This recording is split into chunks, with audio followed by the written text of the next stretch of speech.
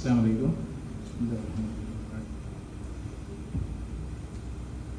പ്രിയപ്പെട്ട Khader Sahib, professor Vinson sir, advocate Thohani, എൻ്റെ ശബ്ദം ശ്രവിക്കുന്ന പ്രിയപ്പെട്ടവരെ, പലസ്തീൻ വിഷയവും സംസാരിക്കാൻ തുടങ്ങുമ്പോൾ തന്നെ അനുഭവിക്കുന്ന ഒരുപാട് ക്രൈസിസുകൾ, അത്രമേൽ അപകടപ്പെട്ട് നിൽക്കുന്ന ഒരു സമൂഹത്തെക്കുറിച്ച് നമ്മളെന്തെങ്കിലും ഒരു തീസിസ് അവതരിപ്പിക്കുക എന്നത് തന്നെ ഒരു ക്രൂരമായ ഒരു പരിപാടിയാണ്.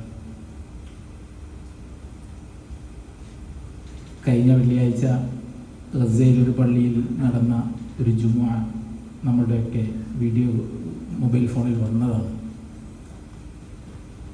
മിമ്പറിൽ നിന്ന് ഖതീബ് പ്രഭാഷണത്തിന് ഖുതുബ നിർവഹിക്കാൻ എഴുന്നേറ്റ് നിൽക്കുമ്പോൾ വിശന്നിട്ട് വയ്യ, സംസാരിക്കാനാവുന്നില്ല, നമുക്ക് നിസ്കരിക്കാം എന്ന് കരഞ്ഞുകൊണ്ട് പറഞ്ഞ് മിഹ്റാബിലേക്ക് പോയ ഇമാം പിന്നാലെ മുഅദ്ദിൻ ബാങ്ക് കൊടുക്കാൻ തുടങ്ങി. ബാങ്ക് മുഴുമിപ്പിക്കാനാവാതെ കരഞ്ഞ് വിളറിയ ശബ്ദത്തിൽ ബാങ്ക് മുഴുമിപ്പിക്കുന്ന മുഅദ്ദിൻ ഈ ജനതയെക്കുറിച്ച് ഏത് തരത്തിലാണ് നമ്മൾ സംസാരിക്കേണ്ടത്, എങ്ങനെയാണ് അവരോട് ഐക്യപ്പെടേണ്ടത്? ആത്മനിന്ദയോടുകൂടെ അല്ലാതെ. നമ്മുടെ ടോപ്പിക് എന്ന് പറയുന്നത് ഷെയർഡ് ഹ്യൂമാനിറ്റിയാണ്.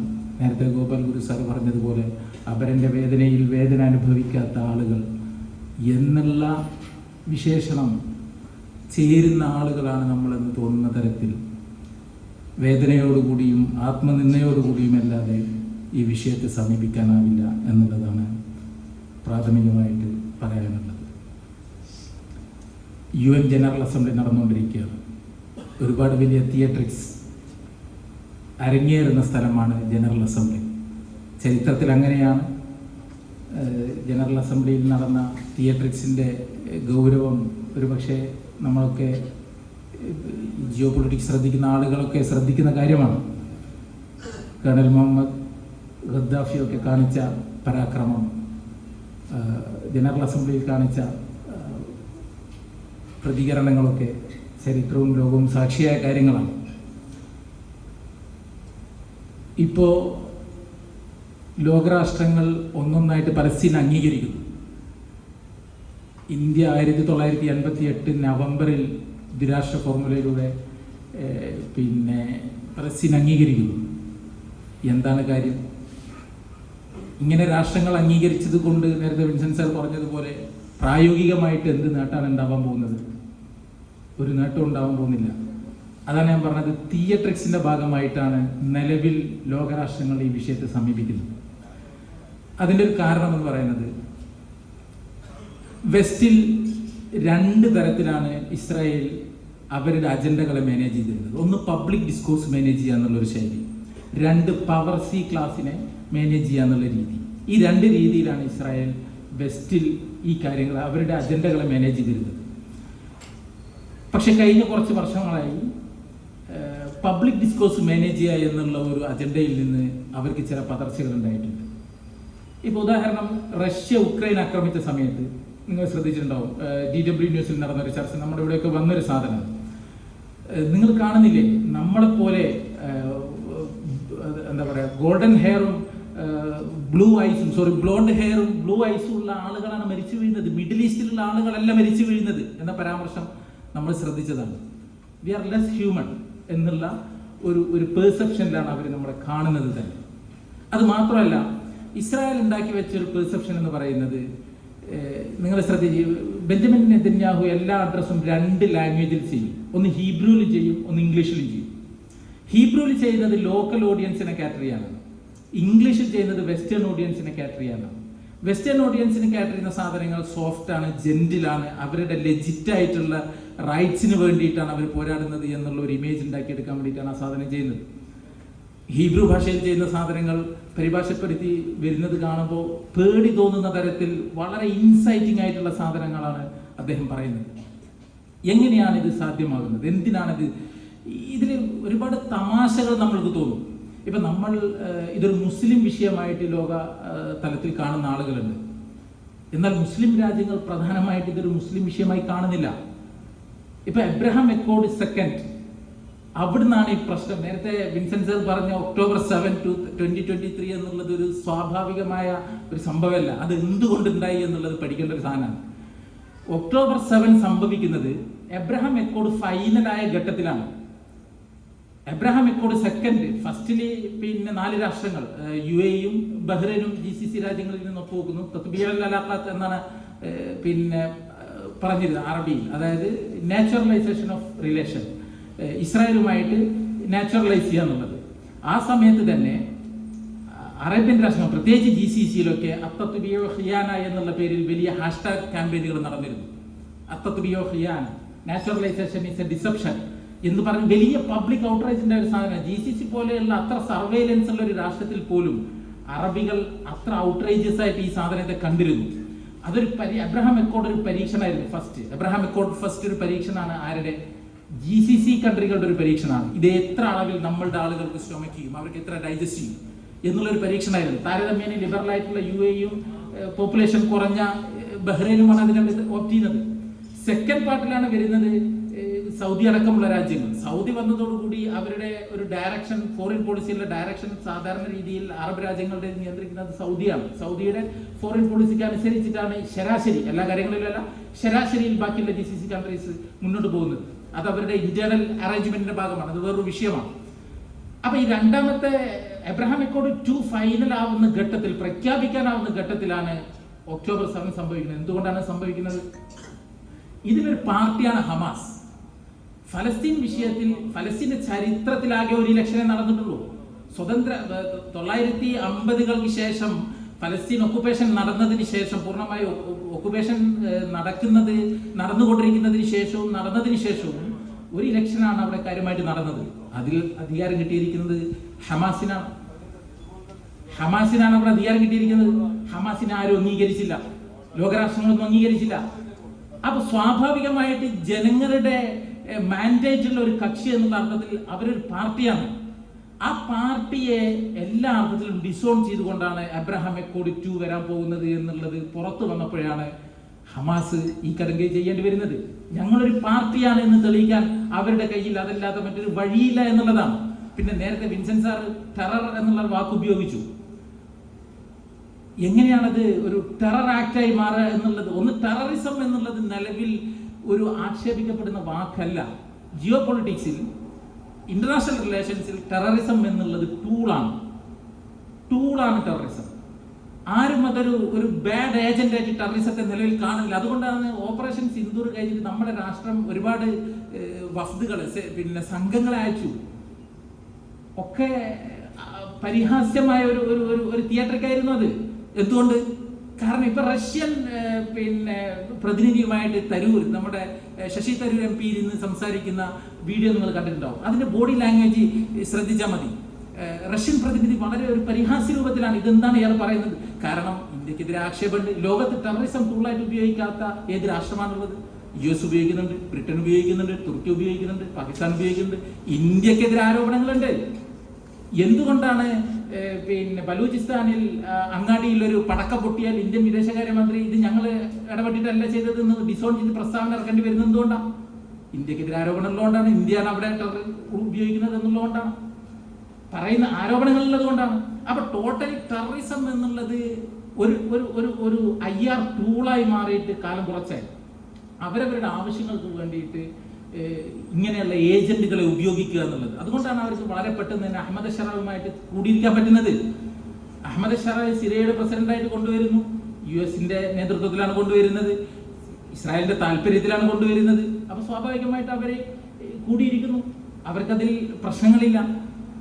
അപ്പൊ ഞാൻ പറഞ്ഞു വരുന്നത്, ഓരോ രാജ്യങ്ങൾക്കും അവരവരുടെ താല്പര്യങ്ങളുണ്ട്. ഇപ്പോൾ ഏതാനും മാസങ്ങൾക്ക് മുമ്പാണ് മുഹമ്മദ് ബിൻ സൽമാന്റെ ഒരു ക്ലിപ്പ് ലീക്കായി വന്നത്, അദ്ദേഹത്തിന്റെ സംസാരത്തിൽ നിന്ന്. അതിൽ അദ്ദേഹം പറഞ്ഞു, personally I don't care about Palestine. ഒരു മുസ്ലിം, ഞാൻ നേരത്തെ പറയും ഇതൊരു മുസ്ലിം വിഷയമല്ല എന്ന് പറയാൻ വേണ്ടിയിട്ടാണ് പറയുന്നത്. Personally I don't care about Palestine എന്ന് പറയുന്ന മുഹമ്മദ് ബിൻ സൽമാൻ എന്നുള്ള ഒരു രാഷ്ട്ര നേതാവ് മുസ്ലിങ്ങളുടെ എന്തിനാണ് പിന്നെ അവർ പലസ്തീനെ പരിഗണിക്കുന്നത്? അതാണ് ഞാൻ തുടക്കത്തിൽ പറഞ്ഞ പബ്ലിക് ഡിസ്കോഴ്സ് നിയന്ത്രിക്കുന്നതിൽ ഇസ്രായേൽ പരാജയപ്പെട്ടതും അറബ് അല്ലെങ്കിൽ മധ്യപൗരസ്ത്യ ദേശങ്ങളിലുള്ള പൗരന്മാരുടെ വികാരവും ഇതാണ് നിലവിൽ ഇസ്രായേൽ അനുഭവിക്കുന്ന ഒരു പ്രയാസം, പ്രതിസന്ധി എന്ന് പറയുന്നത്. നേരത്തെ വീണ്ടും വിൻസെന്റ് സർ പറഞ്ഞതുപോലെ ഒറ്റ കാര്യമേ ഇവർ ചെയ്യേണ്ടതുള്ളൂ. ലോകരാഷ്ട്രങ്ങൾ ഇപ്പൊ പലസ്തീനെ അംഗീകരിക്കുക എന്നുള്ള വലിയ സ്റ്റെപ്പൊന്നും ഇവരെടുക്കണ്ട. 2 കാര്യം ചെയ്താൽ, 1 എക്കണോമിക് സാങ്ഷൻ ചെയ്യാം, 2 ആം എംബാർഗോ ചെയ്യാം. ഇത് രണ്ടും ചെയ്താൽ പലസ്തീൻ തീരും, ഇസ്രായേലിന്റെ ഈ ആക്രമണങ്ങൾ അവസാനിക്കും. പക്ഷെ അത് ചെയ്യില്ല. കാരണം എന്താ? അതത് രാജ്യങ്ങളുടെ നേട്ടങ്ങൾ പ്രശ്നമാണ്. സൗദി അത് ചെയ്യില്ല. കാരണം എന്താ? സൗദിയുടെ NEOM project $500 billion dollar project ആണ് നിയോം പ്രോജക്റ്റിൽ കാര്യമായി ഇൻവെസ്റ്റ് ചെയ്യുന്നത് ഇസ്രായേലാണ്. എന്തിനാ നമ്മൾ പറയുന്നത്? നമ്മുടെ കൈകളിൽ ഗസയിലെ കുഞ്ഞുങ്ങളുടെ ചോരണ്ട്.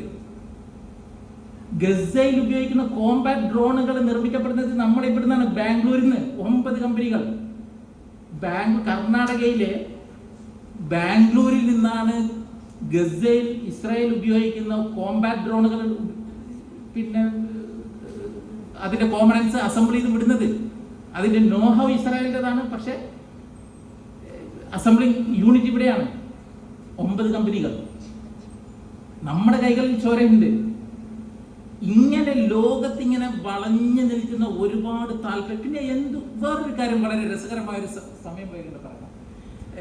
പിന്നെ ഒരു കാര്യം എന്ന് പറയുന്നത്, സീംലെസ് സപ്പോർട്ടാണ് US ഇസ്രായേലിന് കൊടുക്കുന്നത് എന്നുള്ളതാണ് നമ്മൾക്കാർക്ക് മനസ്സിലാവാത്തൊരു കാര്യമായിട്ട് നിൽക്കുന്ന ഒരു പ്രഹേളിക. അതായത് US-ന്റെ ഡീപ് സ്റ്റേറ്റ്, അത് നമ്മളെല്ലാവരും പറയുന്നതും കേൾക്കുന്നതാണ്. ഡീപ് സ്റ്റേറ്റ് അത് നിയന്ത്രിക്കുന്നു. ഡീപ് സ്റ്റേറ്റിന്റെ ഇടപെടലുകൾ, ഡീപ് സ്റ്റേറ്റിന്റെ അജണ്ടകൾ, ഈ സാധനങ്ങളൊക്കെ നമ്മളൊന്നും പറയുന്നതും കേൾക്കുന്നതുമാണ്. ഐപെക് പോലെയുള്ള അവരുടെ ഫണ്ടിങ് സോഴ്സുകൾ, റിപ്പബ്ലിക്കൻസിനെയും ഡെമോക്രാറ്റ്സിനെയും ഒരേപോലെ ഫണ്ട് ചെയ്യുന്ന ഐപെക്, ഇതൊന്നുമല്ലാത്ത ഒരു സാധനം അതിന്റെ പുറമേ ഉണ്ട്. അതായത് 1950-കൾ 60-കൾ മുതലാണ് US മിഡിൽ ഈസ്റ്റിനെ നോട്ടമിട്ട് തുടങ്ങുന്നത്. അതിന്റെ ഒരു കാരണം എന്ന് പറയുന്നത് 50-60-കളിലാണ് pan Islamism, pan Arabism, Arab socialism, pan Africanism, ഈ മൂവ്മെന്റുകൾ വരുന്നത് 50-60-കളിലാണ്. ഇത് യഥാർത്ഥത്തിൽ അമേരിക്കയ്ക്ക് വലിയ ഭീഷണിയാണ്. അമേരിക്കയുടെ ചരിത്രം, അമേരിക്കയുടെ തന്നെ ഇന്റേണൽ ആയിട്ടുള്ള പിന്നെ നിരീക്ഷകരൊക്കെ പറഞ്ഞു വെക്കുന്ന ഒരു കാര്യം, അമേരിക്കൻ ഹെജിമണി ഇത് അവസാനിച്ചതിന്റെ ലാസ്റ്റ് ഘട്ടത്തിലാണ്. അതായത് ഒരു രാഷ്ട്രം അല്ലെങ്കിൽ ഒരു സംഘം പ്രൊട്ടക്ഷനിസ്റ്റ് പോളിസികളിലേക്ക് പോവുകയാണെങ്കിൽ അതിന്റെ അർത്ഥം എന്താ? അവരുടെ ശേഷി അവസാനിച്ചു കൊണ്ടിരിക്കുകയാണെന്നുള്ളതാണ്. ഇത് അവരുടെ ശേഷിയുടെ അവസാന ഘട്ടത്തിൽ എത്തിയിരിക്കുന്നു എന്നുള്ളതാണ്. ഒരു മുന്നോട്ട് പോകുന്ന അല്ലെങ്കിൽ ശേഷിയിൽ കുതിച്ചു പോകുന്ന രാജ്യമാണെങ്കിൽ വളരെ ഓപ്പൺ ആയിരിക്കും, open to criticism, willing to accept എന്താ പറയുക അതർ ഒപ്പീനിയൻ, ഇതൊക്കെ കേൾക്കാൻ തയ്യാറായിരിക്കുന്ന ആളുകളായിരിക്കും. നേരെ മറിച്ച് പ്രൊട്ടക്ഷനിസ്റ്റ് പോളിസികളിലേക്ക് പോകുന്നു എന്ന് പറഞ്ഞാൽ അതിന്റെ അർത്ഥം നമ്മുടെ ഗ്രിപ്പ് നഷ്ടപ്പെട്ടുകൊണ്ടിരിക്കുന്നു എന്നുള്ളതാണ്. അപ്പോൾ ഈ മിഡിൽ ഈസ്റ്റിനെ ഒപ്പം നിർത്തുക അല്ലെങ്കിൽ ഞങ്ങളുടെ ഹെജിമണിക്ക് വേണ്ടി നിലനിർത്തുക എന്നുള്ളത് അമേരിക്കയുടെ ആവശ്യമാണ്. അതിനുവേണ്ടി അവർക്ക് കിട്ടാവുന്ന ഒരു പ്രോക്സിയാണ് ഇസ്രായേൽ. അത് അവരുടെ ലോങ് ടേം അജണ്ടയുടെ ഒരു ചാനലാണ്, പക്ഷെ ഇമ്മീഡിയറ്റ് ആയിട്ടുള്ള പൊളിറ്റിക്സിൽ ഒരു ഗ്യാപ്പ് നിങ്ങൾക്ക് കാണാം. പലപ്പോഴും ട്രംപ് പറയുന്ന സാധനങ്ങൾ ട്രംപ് മാറ്റി പറയേണ്ടി വരാറുണ്ട്. ട്രംപിന് ഉറപ്പില്ലായിരിക്കാറ്. ഇന്നലെ പോലും പറഞ്ഞിരിക്കുന്നത് ഞങ്ങൾ ഒരു ഫോർമുല ഫൈനലൈസ് ചെയ്തുകൊണ്ടിരിക്കുകയാണ്. എന്താ ഫോർമുല? ടോണി ബ്ലെയർ അധ്യക്ഷനായിട്ട് ഒരു ട്രാൻസിഷണൽ ഗവൺമെന്റ് ഗസയിൽ കൊണ്ടുവരിക എന്നുള്ളതാണ്. ഏത് ടോണി ബ്ലെയർ? ഇറാഖ് അധിനിവേശത്തിൽ അമേരിക്കക്ക് പിന്നെ ജൂനിയർ ബുഷിന് എല്ലാവിധ സപ്പോർട്ടും കൊടുത്ത് അതിന്റെ എക്സ്ട്രീം ലെവലിൽ പോയ ആളാണ് അദ്ദേഹം. ചെയർമാനായിട്ട് ഒരു ട്രാൻസിഷണൽ ഗവൺമെന്റ് ഗസയിൽ കൊണ്ടുവരിക എന്നുള്ള തത്വത്തിൽ ഹമാസ് അത് അംഗീകരിച്ച പോലെയാണ്. അവർ പ്രഖ്യാപിച്ചിട്ടില്ലെങ്കിലും അംഗീകരിച്ച പോലെയാണ്. അവർ അധികാരത്തിൽ നിന്ന് ഒഴിയാൻ തയ്യാറാണ് എന്നുള്ള മെസ്സേജ് കൊടുത്തു കഴിഞ്ഞു ഇന്റർലോക്യൂട്ടേഴ്സിന്. അത് സംഭവിക്കുകയില്ല എന്നുള്ളത് കാണേണ്ടതാണ്. ഇസ്രായേലിന് അത് സ്വീകാര്യമല്ല എന്നുള്ളതാണ് ഒന്നാമത്തെ കാര്യം. ഇസ്രായേൽ ഇപ്പൊ ചെയ്തുകൊണ്ടിരിക്കുന്നത് വെസ്റ്റ് ബാങ്കിൽ പിന്നെ ജൂയിഷ് പോപ്പുലേഷൻ കൂട്ടുക, ഗസയുടെ അധികാരം ഇസ്രായേലിന് കിട്ടുക, ഇതാണ് അവർക്ക് നിലവിൽ വേണ്ടത്. ഇത് രണ്ടും സാധ്യമാകാതെ അവരിതിൽ നിന്ന് പിന്മാറില്ല. അതിന് വേണ്ട 2 കാര്യങ്ങളുണ്ട്. അതാണ് നമ്മൾ ആദ്യം ഇറാൻ വാറിലൂടെ കണ്ടത്. ഇറാൻ വാറിൽ എന്തിനാണ് ഇസ്രായേൽ അത് ചെയ്യുന്നത്? ഫ്രാഗ്മെന്റഡ് നൈബർഹുഡ് ആണ് ഇസ്രായേൽ ലക്ഷ്യം വെക്കുന്ന ഗ്രേറ്റർ ഇസ്രായേൽ പ്ലാൻ. അതായത് ഞങ്ങൾക്ക് ജീവിക്കാൻ ഇഷ്ടം പോലെ സ്ഥലം, ഞങ്ങളുടെ ഗ്രേറ്റർ ഇസ്രായേൽ പ്ലാൻ എന്നുള്ളത് അവരുടെ ലോങ് ടേം അജണ്ടയാണ്. ഈ ഗ്രേറ്റർ ഇസ്രായേൽ പ്ലാനിന്റെ ഭാഗമായിട്ട് അവർ കാണുന്ന കുറെ ടെറിട്ടറികളുണ്ട്. ആ ടെറിട്ടറികളിലേക്ക് കടക്കാനോ അല്ലെങ്കിൽ നിലവിലുള്ള അവരുടെ ടെറിട്ടറിക്ക് ഭീഷണിയായോ നിൽക്കുന്ന നൈബർഹുഡിനെ ഫ്രാഗ്മെന്റൈസ് ചെയ്യുക എന്നുള്ളത്, അതിനെ ബ്രേക്ക് ചെയ്തിടുക എന്നുള്ളത് ഇസ്രായേലിന്റെ താല്പര്യമാണ്, ആവശ്യമാണ്. നോക്കിക്കോ, ഇപ്പോ പിന്നെ നിരീക്ഷകർ പറയുന്നതനുസരിച്ച് ഒരു ഇമ്മീഡിയറ്റ് ആയിട്ട് തന്നെ വീണ്ടും വാർ റെസ്യൂം ചെയ്യാൻ പോവാണ്. ഇറാൻ ഇസ്രായേൽ യുദ്ധം വീണ്ടും റെസ്യൂം ചെയ്യാൻ പോവാണ്. അമേരിക്ക ഫുൾ ആം സപ്പോർട്ട് വീണ്ടും കൊടുത്തു കഴിഞ്ഞു. കഴിഞ്ഞതുപോലെയല്ല, പുതിയ യുദ്ധത്തിൽ അമേരിക്ക തുടക്കം മുതൽ തന്നെ പങ്കെടുക്കുമെന്നും റെജീം ചേഞ്ച് എന്നുള്ള അവരുടെ ആവശ്യം നടപ്പിലാക്കുമെന്നുമാണ് പുതിയ നിരീക്ഷണം വന്നുകൊണ്ടിരിക്കുന്നത്. കാരണം അവർക്ക് ഭീഷണിയായി നിൽക്കുന്നത് ഈജിപ്ത്, ജോർഡൻ, ഈ രണ്ട് രാജ്യങ്ങൾ ഒരിക്കലും ഇസ്രായേലിന് ഭീഷണിയല്ല. കാരണം അമേരിക്കയാണ് അവർക്ക് ഫണ്ട് ചെയ്യുന്നത്, ജോർഡനെയും ഈജിപ്തിനെയും. അപ്പൊ ഒരു financial leverage over both these countries അമേരിക്കക്ക് ഉണ്ട്. ഒരിക്കലും അവരൊരു പരിധി വിട്ട് അമേരിക്കൻ താല്പര്യങ്ങൾക്കെതിരെ നിൽക്കൂല. നേരെ മറിച്ച് ഇറാൻ അങ്ങനെയല്ല. സിറിയ ഇപ്പൊ അവരുടെ കയ്യിൽ വന്നു. ബഷാർ അൽ അസദ് റഷ്യയുടെ ഒപ്പമായിരുന്നപ്പോൾ, സപ്പോർട്ടിൽ നിന്നിരുന്ന സമയത്ത് ബഷാർ അൽ അസദിന്റെ കൂടെ റഷ്യ ഉറച്ചു നിന്നപ്പോ ഇസ്രായേലിന് പ്രശ്നം ഉണ്ടായിരുന്നു.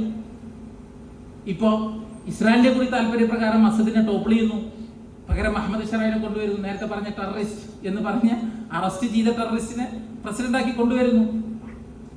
അപ്പൊ ഇവര് ചുറ്റുമുള്ള രാജ്യങ്ങളെ ഫ്രാഗ്മെന്റൈസ് ചെയ്യുക, അവരുടെ താല്പര്യങ്ങളെ സംരക്ഷിക്കുന്നതിന് വേണ്ടി, അവരുടെ ശേഷി കുറയ്ക്കുന്നതിന് വേണ്ടി ഫ്രാഗ്മെന്റൈസ് ചെയ്യുക എന്നുള്ളത് ഇസ്രായേലിന്റെ ഒരു താല്പര്യമാണ്. അങ്ങനെയാണ് ഈ പരിസരങ്ങളിലേക്ക് യുദ്ധം നീണ്ടുപോകുന്നത്. GCCയിലേക്ക് അങ്ങനെയാണ് യുദ്ധം പോകുന്നത്. ഇപ്പം ഇതിൽ സംഭവിക്കുന്ന മറ്റൊരു കാര്യം, സിംഗിൾ പോളാർ വേൾഡ് എന്നുള്ളൊരു കൺസെപ്റ്റ് അസ്തമിച്ചു കഴിഞ്ഞു. നിലവിൽ മൾട്ടിപോളർ ആയി കഴിഞ്ഞു, തത്വത്തിലായി കഴിഞ്ഞു. പ്രയോഗത്തിൽ എത്രത്തോളമായി എന്നുള്ളതിലെ സംശയമുള്ളൂ. മൾട്ടിപോളർ ആയി ലോകം. അതായത് US ഒറ്റ അടിക്ക് ഒരു റീജിയണൽ ഇഷ്യൂവിൽ തീരുമാനം എടുക്കാൻ പറ്റൂല. ഇപ്പൊ ഉദാഹരണം സൗത്ത് ചൈന സീ അല്ലെങ്കിൽ പിന്നെ തായ്വാൻ ഇഷ്യൂ, അമേരിക്ക ഒരിക്കലും വിചാരിക്കുന്ന തരത്തിലല്ല ആ വിഷയങ്ങളുടെ നിലവിലുള്ളത്. ഇപ്പൊ പാകിസ്ഥാനെയും ഇന്ത്യയും US കൈകാര്യം ചെയ്തിരുന്ന ഒരു രീതിയുണ്ട്. ആ രീതിയിൽ നിന്ന് അവർ മാറി. അതായത് ഈക്വൽ ഡിസ്റ്റൻസ്, ഈക്വൽ പ്രൊപ്പോർഷൻ ഇതായിരുന്നു ചെയ്തിരുന്നത്. അതിൽ നിന്ന് മാറി. ഇപ്പൊ പാകിസ്ഥാൻ, ഇപ്പൊ ഞാൻ അത് പറയുമ്പോൾ എങ്ങനെ വരും അറിയില്ല, ഒരു IR എന്നുള്ള അർത്ഥത്തിലാണ് ഞാൻ പറയുന്നത്. പാകിസ്ഥാൻ നിലവിലെടുത്തൊരു പൊസിഷൻ ഭയങ്കര എന്താ പറയാ, ഇന്റർനാഷണൽ റിലേഷൻസിൽ പഠിക്കാൻ ഒരു ടെക്സ്റ്റ് ബുക്ക് എക്സാമ്പിൾ ആയിട്ട് നമ്മൾ കാണേണ്ട ഒരു സാധനമാണ്. സൗദിയുമായിട്ട് അവരൊരു കരാറിലെത്തുന്നു, മ്യൂച്വൽ ഡിഫൻസ് ആക്ട്. എങ്ങനെയാണ് അതെത്തുന്നത്? നിലവിൽ അങ്ങേയറ്റം ദരിദ്രമായിക്കൊണ്ടിരിക്കുന്ന ഒരു രാഷ്ട്രമാണ് പാകിസ്ഥാൻ. അതായത് GDP അടിസ്ഥാനത്തിൽ രാഷ്ട്രം എന്നുള്ള അർത്ഥത്തിൽ എക്സ്റ്റേണൽ ലോണാണ് അവർ ആശ്രയിച്ചുകൊണ്ടിരിക്കുന്നത്. ഇപ്പൊ ഇവരുമായിട്ട്, സൗദിയുമായിട്ട് ഒരു പാക്റ്റിലേക്ക് എത്തുമ്പോൾ അവർക്ക് കിട്ടുന്ന നേട്ടങ്ങൾ എത്ര വലിയ നേട്ടങ്ങളാണ്. ഒന്ന്, അവർക്ക് പിന്നെ ഔദ്യോഗികമായ ഇതില്ലാതെ, ബാധ്യതകളില്ലാതെ ലോൺസ് കിട്ടുന്നു. അവർക്ക് നഷ്ടപ്പെട്ട മുസ്ലിം ലോകത്തെ ഏക ആണവ രാഷ്ട്രം എന്നുള്ള പഴയ പ്രതാപം അത് കിട്ടുന്നു. ചൈനയുമായിട്ട് അവർക്കുള്ള പ്രോക്സിമിറ്റി, അതായത് അറബ്സിന് പൊതുവെ ചൈനയുമായിട്ട് അടുക്കാൻ കൾച്ചറലി എത്നിക്കലി പ്രശ്നങ്ങളുണ്ട്. US അല്ലെങ്കിൽ വെസ്റ്റിനെ വിശ്വസിക്കുന്നത് പോലെ അവർ ചൈനീസ് സാധനങ്ങളെ വിശ്വസിക്കാൻ കഴിയില്ല. അവർ കൾച്ചറൽ പ്രശ്നമുണ്ട്. അപ്പോൾ അതിലൊരു ഇന്റർലോക്യൂട്ടർ ആകുക എന്നുള്ളത് പാകിസ്ഥാനെ സംബന്ധിച്ചിടത്തോളം വലിയൊരു നേട്ടമാണ്. ഒരേ സമയം US ആംസ്, അതേസമയം ചൈനയുടെ ആംസ് കയ്യിലുള്ള രാഷ്ട്രമാണ് പാകിസ്ഥാൻ. അപ്പൊ അവരാ സാധനത്തെ ഉപയോഗിച്ച് ഈ മേഖലയിലുണ്ട് അവരുടെ രാഷ്ട്രത്തിന്റെ പരമാവധി സോഴ്സുകൾ ഉപയോഗിച്ച് ഒരു പ്ലേസ് ഉണ്ടാക്കി എടുക്കുക എന്നുള്ളതാണ് അവർ ചെയ്തുകൊണ്ടിരിക്കുന്നത്. ഡൊമസ്റ്റിക്കലി അതിനുള്ള നേട്ടം എന്ന് പറയുന്നത് ഒരു മുസ്ലിം ഇഷ്യൂ ഇതാ ഞങ്ങൾ മുന്നിൽ നിന്നിരിക്കുന്നു എന്നുള്ള ഒരു ഇമേജ് ഉണ്ടാക്കി എടുക്കാൻ പറ്റുന്നു. അപ്പൊ ഇങ്ങനെ ബഹുമുഖമായിട്ടുള്ള ഡയറക്ഷനുള്ള ഒരു വിഷയമാണ് ഈ പലസ്തീൻ വിഷയം എന്ന് പറയുന്നത്. അല്ലാതെ നമ്മൾ വിചാരിക്കുന്നത് പോലെ എന്താ ഇവർക്കൊന്നും കണ്ണും കാതുമില്ലേ, മനസ്സില്ലേ. ഇപ്പൊ നേരത്തെ സ്മോട്രിച്ചിന്റെ കാര്യം പറഞ്ഞു. സ്മോട്രിച്ച് ആരാണ്? സ്മോട്രിച്ച് എന്ന് പറയുന്നത് ICJ, International Court of Justice, war ക്രിമിനലായി പ്രഖ്യാപിച്ച ആളാണ്. അതായത് ICJ പിന്നെ സിഗ്നേറ്ററി ആയിട്ടുള്ള ഒരു രാഷ്ട്രത്തിലൂടെ പറക്കാൻ അയാൾക്ക് കഴിയില്ല. പോയാൽ അയാൾ അറസ്റ്റ് ചെയ്യപ്പെടും. ഇപ്പോ നെതന്യാഹു ഈ പ്രാവശ്യം US പോകുന്നത് എങ്ങനെയാ? മെഡിറ്ററേനിയൻ വഴി ക്രോസ് ചെയ്തിട്ടാണ് പോയത്, യൂറോപ്പ് വഴിയല്ല പോയത്. കാരണം ICJ സിഗ്നേറ്ററി ആയിട്ടുള്ള രാഷ്ട്രങ്ങളുടെ മുകളിലൂടെ പറക്കാൻ ആൾക്ക് പേടിയുണ്ട്, അറസ്റ്റ് ചെയ്യാൻ സാധ്യതയുണ്ട്, പാസ് കൊടുക്കാതിരിക്കാനുള്ള സാധ്യതയുണ്ട്. അപ്പോൾ അങ്ങനെ ആ സ്മോട്രിച്ച് ഇവിടെ വന്നിട്ട് ബയലാറ്ററൽ ഇൻവെസ്റ്റ്മെന്റ് പാക്ട് ആണ് സൈൻ ചെയ്യുന്നത്. 2-3 ആഴ്ച മുമ്പാണ് സംഭവിച്ചത്. അതിന്റെ അർത്ഥം എന്താ? പൊളിറ്റിക്കലായിട്ട് ഇത്ര വലിയ സപ്പോർട്ടാണ് ഇസ്രായേലിന് നമ്മുടെ രാഷ്ട്രം കൊടുത്തത് എന്നുള്ളത് നമ്മൾ ആലോചിക്കേണ്ട ഒരു കാര്യമാണ്. നമ്മളിതൊക്കെ പറയുമ്പോഴും എത്ര വലിയ പൊളിറ്റിക്കൽ സപ്പോർട്ടാണ്. അതായത് ഇൻവെസ്റ്റ്മെന്റ് എന്താ പറയാ സംരക്ഷിക്കാനുള്ള അതിന്റെ ഒരു പ്രധാന കാരണം എന്ന് പറയുന്നത് ഹൈഫ പോർട്ടാണ്. ഇസ്രായേലിലുള്ള ഹൈഫ പോർട്ട് ഇൻവെസ്റ്റ് ചെയ്തിരിക്കുന്ന ആരാണ്? അദാനിയാണ്. അദാനിയുടേതാണ് അവിടുത്തെ ഇൻവെസ്റ്റ്മെന്റ്. അത് അവിടെ സംരക്ഷിക്കുക എന്നുള്ളതും ഇസ്രായേലിന്റെ ഇവിടെയുള്ള ഇൻവെസ്റ്റ്മെന്റുകൾ സംരക്ഷിക്കുക എന്നുള്ളതുമാണ് ഇതിൽ പ്രധാനം. അതായത് ഇപ്പൊ US ഒക്കെ അനുഭവിച്ച ഒരു പ്രധാന പ്രശ്നം, ഈ ഇറാഖ് അഫ്ഗാൻ അധിനിവേശാനന്തരം US അനുഭവിച്ച ഒരു പ്രധാന പ്രശ്നം എന്ന് പറയുന്നത് ഗുഡ് വില്ല് നശിച്ചു പോവുക എന്നുള്ള, ഒരു രാഷ്ട്രത്തിന്റെ ഗുഡ് വില്ല് നശിച്ചു പോവുക. US പൗരന്മാർക്ക് ഫ്രീ ആയിട്ട് എവിടെയും പോകാൻ പറ്റില്ല. എവിടെ പോകുമ്പോഴും ആരെങ്കിലും ഒക്കെ അടിച്ചു കളയുക, ആക്രമിച്ചു കളയുക, ടൂറിസം ഞാൻ US സിറ്റിസൺ ആണെന്ന് പറയാൻ പറ്റാതിരിക്കുക. അപ്പൊ അങ്ങനെയാണ് ഈ ഗുഡ് വിൽ ഉയർത്താൻ വേണ്ടിയിട്ടാണ് പല പ്രോഗ്രാമുകൾ US പിന്നെ ഷെഡ്യൂൾ ചെയ്ത് കൊണ്ടുവന്നത്. പിന്നെ അതിങ്ങനെ ഉയർത്തി ഞങ്ങൾ ലിബറൽ വാല്യൂസിന്റെ പ്രിൻസിപ്പിൾസിന്റെ ആളാണ് എന്ന് വരുത്താനുള്ള ശ്രമങ്ങളാണ് പിന്നീട് അവർ നടത്തിയത്. ഇതേ സാധനം ഇസ്രായേലിന് വന്നിട്ടുണ്ട്. മൈനസായി അവരുടെ ഗുഡ് വിൽ. അവരത് കയറ്റിയെടുക്കാനുള്ള സമയം ഒരുപക്ഷെ 10, 20, 30 വർഷം കൊണ്ട് അത് തിരുത്താൻ പറ്റുമെന്ന് എനിക്ക് തോന്നില്ല. പക്ഷേ ഇന്ത്യ അവർ കൊടുത്ത സപ്പോർട്ട് നോക്കെ എത്ര വലിയ സപ്പോർട്ടാണ്. അവരുടെ പൊളിറ്റിക്കൽ ലൈനിനുള്ള സപ്പോർട്ടാണ് കൊടുത്തിരിക്കുന്നത്. അതിന്റെയും 2 മാസം മുമ്പാണ് ഡിഫൻസ് ഡീല് നടന്നത്. ഇന്ത്യൻ ഡിഫൻസ് മിനിസ്ട്രി ഒഫീഷ്യൽസും IDF തമ്മിൽ നടന്ന ഡീൽ 2 മാസം മുമ്പാണ്. ഇറാൻ ഇസ്രായേൽ യുദ്ധം നടക്കുന്ന സമയത്ത് ഇന്ത്യ ആദ്യഘട്ടങ്ങളിൽ മൗനമായിരുന്നു. അപ്പോ ഞാൻ പറഞ്ഞത് നമ്മളടക്കം ഇൻവോൾവ്ഡ് ആയിരിക്കുന്ന ഒരു ലൈവ് സ്ട്രീം ചെയ്തുകൊണ്ടിരിക്കുന്ന ജെനോസൈഡാണ് നടന്നുകൊണ്ടിരിക്കുന്നത്. ഇതിലെവിടെയാ പ്രതീക്ഷ എന്ന് ഖാദർ സാഹിബ് തുടക്കത്തിൽ ചോദിച്ചിരുന്നു. ഒറ്റ പ്രതീക്ഷയുള്ളൂ. നിങ്ങൾ ഖാലിദ് നബ്ഹാന്റെ വീഡിയോ നിങ്ങൾ കണ്ടിട്ടുണ്ടാവും. റൂഹർ റോഹ് എന്ന് പറയുന്ന അദ്ദേഹത്തിന്റെ വീഡിയോ. കൊച്ചുമോൾ റീം, 3.5 വയസ്സുള്ള കൊച്ചുമോൾ മരിച്ചപ്പോൾ റംബിൾസിന്റെ അടിയിൽ നിന്ന് കുട്ടിയെടുക്കുന്നു, കുളിപ്പിക്കുന്നു, 2 ഭാഗത്തേക്ക് നഴ്സറിയിൽ പോകുന്നത് പോലെ മുടികളൊക്കെ കെട്ടിക്കൊടുക്കുന്നു. എന്നിട്ട് ഈ റൂഹർ റോഹ് നീ പോകുന്നൊക്കെ പറഞ്ഞ അദ്ദേഹത്തിന്റെ വളരെ വിതുമ്പുന്ന വികാര നിർഭരമായ ഒരു രംഗം, ഖബറടക്കുന്ന രംഗം. അദ്ദേഹത്തോട് യാസർ അൽ ഖാദി നടത്തുന്ന, അമേരിക്കയിലെ യാസർ അൽ ഖാദി നടത്തുന്ന ഒരു ഇന്റർവ്യൂ ഉണ്ട്. അദ്ദേഹത്തെ അമേരിക്കയിൽ ഒരു സെമിനാറിന് ക്ഷണിച്ചപ്പോൾ അദ്ദേഹം പറഞ്ഞത്, ഞാനില്ല, എനിക്ക് പെട്ടെന്ന് റീമിൻ്റെ അടുത്തേക്ക് പോകണം, കൊച്ചുമോൾ റീമിൻ്റെ അടുത്തേക്ക് എനിക്ക് പോകണം, നിങ്ങളുടെ അടുത്തേക്ക് വന്നാൽ അവിടെ അക്രമില്ലല്ലോ, ഞാൻ മരിക്കാനുള്ള സാധ്യത കുറവല്ലേ, മരിച്ചാലല്ലേ റീമിൻ്റെ അടുത്ത് പോകാൻ പറ്റുള്ളൂ, അപ്പം എനിക്ക് റീമിൻ്റെ അടുത്തേക്ക് വേഗം പോകണം, ഞാൻ നിങ്ങളുടെ കോൺഫറൻസിലേക്കില്ല എന്ന് പറഞ്ഞ ഖാലിദ് നബ്ഹാനെ പോലെയുള്ള മനുഷ്യരിലാണ് അവർക്ക് പ്രതീക്ഷയുള്ളൂ. അല്ലാതെ നിലവിലുള്ള ജിയോ പൊളിറ്റിക്സ് വെച്ച് നോക്കുകയാണെങ്കിൽ അവരവരുടെ എല്ലാവരുടെയും താല്പര്യങ്ങൾ മാത്രം സംരക്ഷിക്കാൻ വേണ്ടി രാജ്യങ്ങൾ എന്താ പറയുക ഓരോ തിയേറ്ററിക്സ് നടത്തുന്നു എന്നുള്ളതല്ലാതെ സബ്സ്റ്റാൻഷിയേറ്റ് ചെയ്യാൻ പറ്റുന്ന ഒരു മൂവും ലോകരാഷ്ട്രങ്ങളുടെ ഭാഗത്തു നിന്ന് ഉണ്ടായിട്ടില്ല എന്നുള്ളതാണ് ദുഃഖകരമായ യാഥാർത്ഥ്യം. കൂടുതൽ എന്തെങ്കിലുമൊക്കെ സംശയങ്ങൾ ആരെങ്കിലുമൊക്കെ ചോദിക്കുകയാണെങ്കിൽ അതിനനുസരിച്ച് സംസാരിക്കാൻ സാറുണ്ട്. അസ്സലാമു അലൈക്കും. ആഷിഖ് വാഫി, നമ്മളിതുവരെ ഫലസ്തീനെ കുറിച്ച് കേട്ടതിൽ നിന്നും വ്യത്യസ്തമായി ഒരു വ്യത്യസ്ത രീതിയിൽ, വളരെ വേറിട്ട രീതിയിൽ ആ വിഷയത്തെ സമീപിച്ചു. അദ്ദേഹത്തിന്